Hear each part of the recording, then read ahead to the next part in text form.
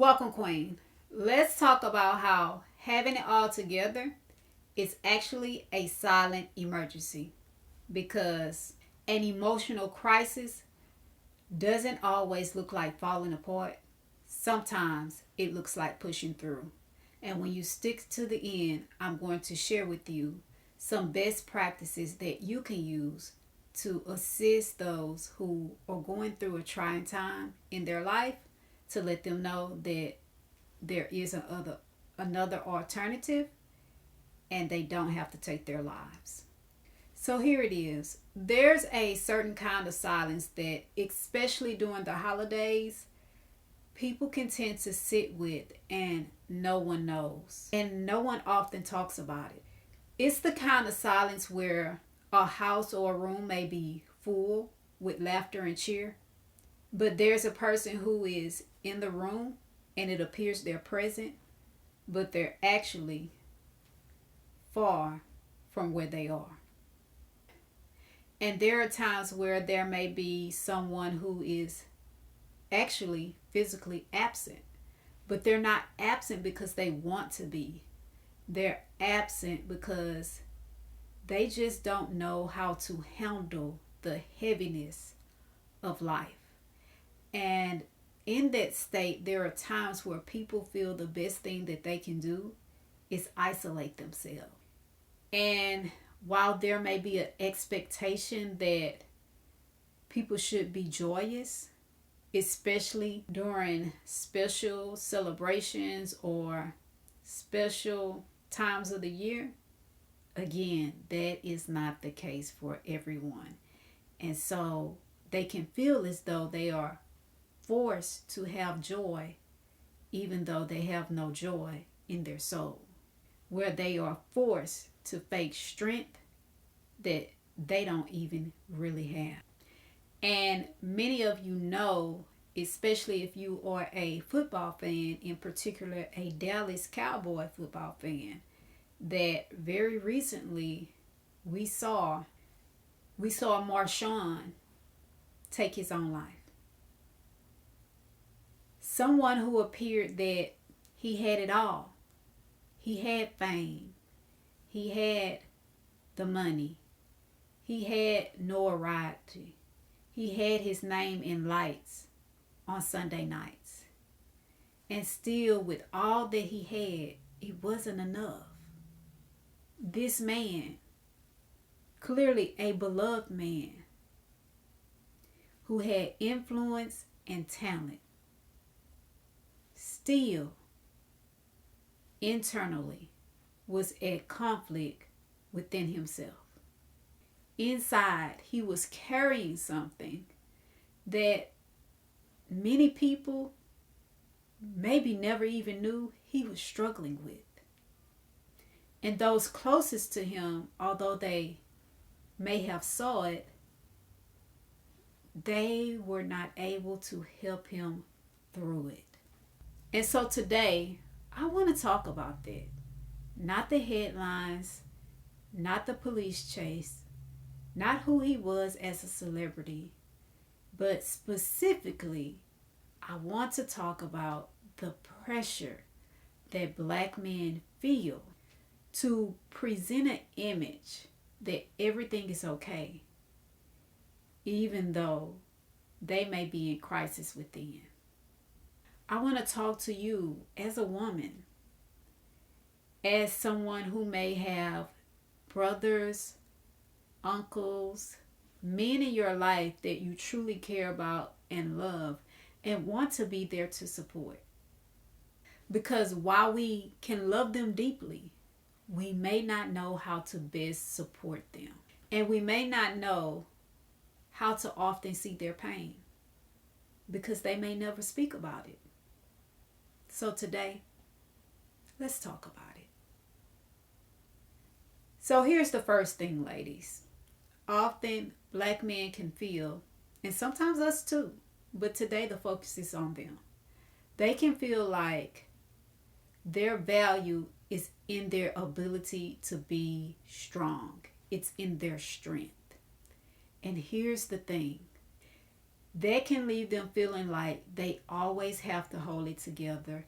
They can't afford to break down. They can't afford to show emotions. They can't afford to show and express how they truly feel because they don't want to burden anyone. And so they just find themselves pushing through. And they're pushing through in a way that is not healthy and it is not helpful to them. So the question becomes, what do they do when they have grown up in a society, in a world with customs and norms and trends that say you have to hold it together? Where do they go to lay or put their weight down? Do they actually have a safe place to release the stress and the pressure in a healthy way to someone who could just be there and truly understand? What happens when being strong becomes a trap or a cage that they can't escape? Here's what I need you to know. Confidence without connection becomes isolation. Responsibility without rest causes collapsing. And silence over time can feel like suffocation. And unfortunately for many men, they grow up their whole lives hearing that they have to be strong, they have to be tough, they can't express their emotions. And that leads them to live lives where what they feel internally stays bottled up. And the thing about bottling up how we feel is the body keeps score and it doesn't go anywhere. And eventually, those internal emotions, the internal turmoil, rises to the surface in such a way that it causes chaos and, in certain situations, a tragic end, as we saw with Marshawn. So what should we be doing as women who love them? What can we do as women who want to support them? What can we assist them with as individuals who really want them to have and live their best life? Here's what I need you to know. It's nothing wrong with looking for visible signs. But if all you do is look for visible signs, you can easily miss what they're going through. Because there aren't always tears. There aren't always emotional outbursts. There aren't always open words or expressions of what they are going through. A lot of black men, again, they don't show pain that way. And they don't do so because oftentimes it is taught to them and ingrained to them at a very early age that expression of pain is something that they shouldn't do. Very quickly, an example for you. I was working in a gym for PE. I was assisting the coach. Now, there was an incident with a little boy. He was about 4 years old, mind you, 4 or 5. He fell down and he hurt himself. And the coach told him, as he started to cry, to get up, to not cry, to stop crying, because he was a boy and he's going to be a man, and big boys don't cry. So I want you to think about that. He's 4 or 5. He's in pain. And his teacher, although she meant well, is telling him, hey, although you are in pain, shake it off. Hey, although you're in pain, you shouldn't express that. Hey, although you're in pain, just forget about it because you're a boy. And yet, those are the same little boys that grow up to be men. And they have that mentality, they have that mindset instilled in them that it's not okay for them to truly express hurt and pain. Think about that. So sometimes he may tell you, I'm good, but he's really not good. Sometimes you may be having a conversation with him and he may take a long time to respond, if he responds at all. Sometimes someone may say something or do something and he may shrug it off or laugh it off. And what you may not know is that he is masking how he truly feels and what he truly thinks in that moment.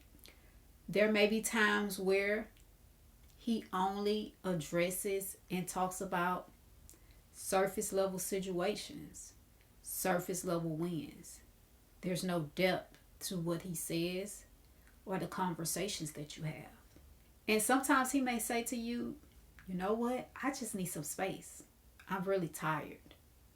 But really what he's doing is choosing to isolate himself so he doesn't have to be around other people feeling the way he feels and not able or not know the best way to express it. So pain for the black man, it can look like self-sufficiency, even though he's truly breaking down inside. So what do you do? Once you are aware of these signs, once you pick up on the fact that something is really going on, what do you do? Here it is. Be the person that can open and hold space. Don't force a conversation, but allow him to see and to know that you are truly there and that you truly care. So how do you do it? How do you open the door to let him know that you are there and that you care? You can say things like, if you need space tonight, I have room to hold it. You don't have to be the strong one here. You have support that you can rest on. You are allowed to feel the way you feel. And expressing your feelings won't cause me to run away or move away. You can rest your heart and your weight in my hands, and I'll hold it with compassion and care. You could also try saying, your openness with me won't be something you will later regret. That's not an exhaustive list, but those are a few conversation starters for you that you can use that lets him know that you are open and you are there and that you care. And if he's ready and willing to talk, you are ready and willing to listen without judgment, without trying to fix it, without saying, oh, let's just pray about it, or without the cliche, you'll be fine, or other people have it worse than you. When we say those types of things, just pray about it, it'll be fine, or other people have it worse than you, it can often come off as dismissive and as though you are comparing what he is going through to what someone else is going through. And when someone is typically dealing with inner turmoil, they don't want to be compared. They want to be seen. And they want to know that what they are going through is something that other people actually take serious. And I want you to know this as well. There are times where we may be in a heated discussion.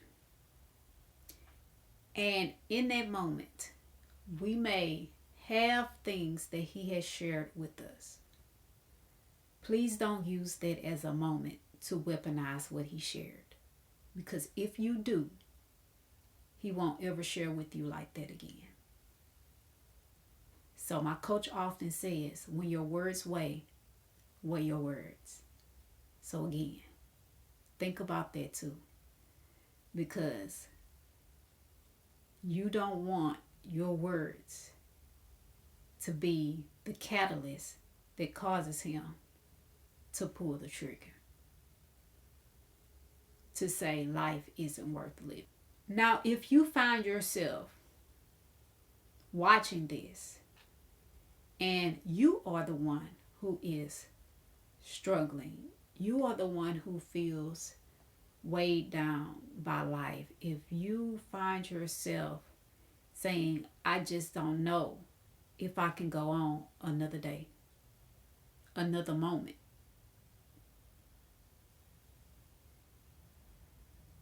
if you've been holding in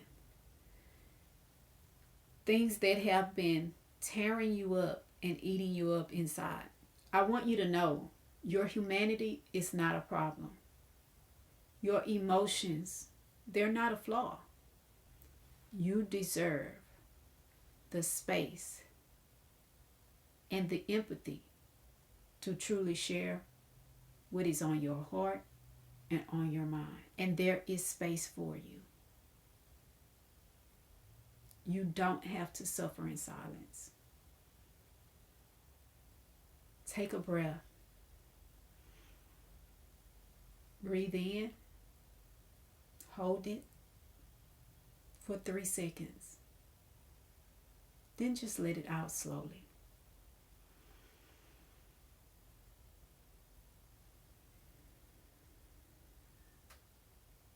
Here's what I want you to know. As you live your life, and in particular as we move closer to the holidays, and the world tells you to be merry and bright, and you see commercials showing flashing lights and people full of holiday cheer, I want you to know you don't have to force joy. I want you to know you do not have to pretend everything is okay. I want you to know you do not have to carry those things, or even if it's just one thing that is weighing you down and causing you to feel turmoil and chaos in your soul.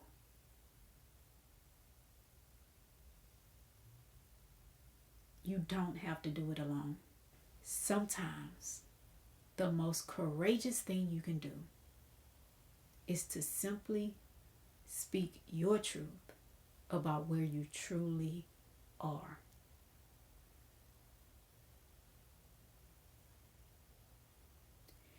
And if you find yourself listening to this and thinking, I don't even know where to start, Coach Sam.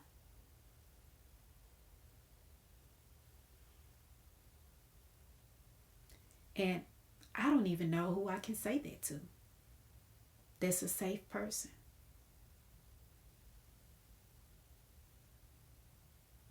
I encourage you to start here. In this space, there's room for you.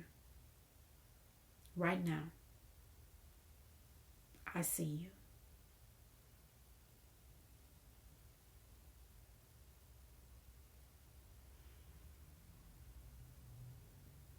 And I want you to know you matter.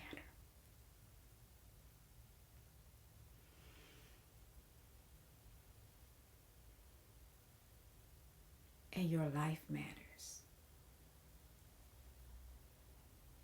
I know you may not be thinking about all those you may leave behind, but those people who love you most will feel the weight of you no longer being here. So again, if you don't know where to start, Start here. And when you do, I'll respond to you. As always, I'm Coach Sam telling you that 24 hours doesn't seem long. But in 24 hours, you can change your life. So go ahead and do something life-changing now.